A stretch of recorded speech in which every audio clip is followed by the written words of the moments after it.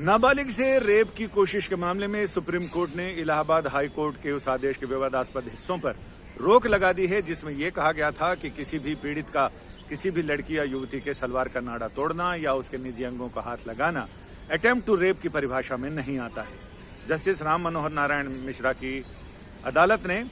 ये आदेश दिया था और इसमें निचली अदालत को यह कहा गया था कि अदालत ने पीड़ित आरोपियों को जो समन जारी किया है, उस समन की इन धाराओं पर अटेम्प्ट टू मर्डर की धाराओं में समन जारी ना किया जाए, बल्कि असॉल्ट के मामले में उन्हें समन जारी किया जाए। ये मामला सुप्रीम कोर्ट ने स्वतः संज्ञान लिया। इसमें जस्टिस BR गवई और जस्टिस ऑगस्टिन जॉर्ज मसीह इनकी पीठ ने यह कहा कि चीफ जस्टिस के निर्देश पर यह स्वतः संज्ञान लिया है अदालत ने, और इसके साथ ही कोर्ट ने यानी पीठ ने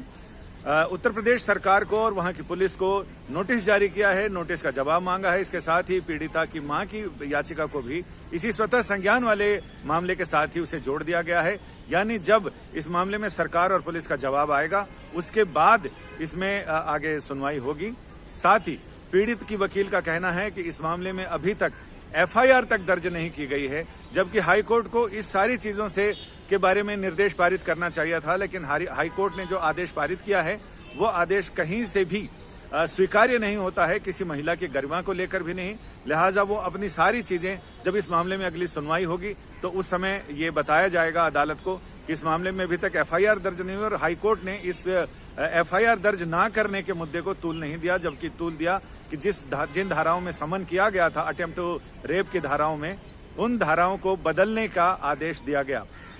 इस मामले में याचिकाकर्ताओं का कहना है कि जो चश्मदीद वहां मिले, उनका भी ये कहना है कि आरोपी इस युवती का न केवल निजी अंगों पर हाथ लगा रहे थे, उन्होंने उसके सलवार का नाड़ा भी तोड़ा और उसे घसीटते हुए पुलिया के नीचे तक ले गए। तो ये अटेम्प्ट टू मर्डर के परिभाषा में क्यों नहीं आ सकती ये सारी चीजें?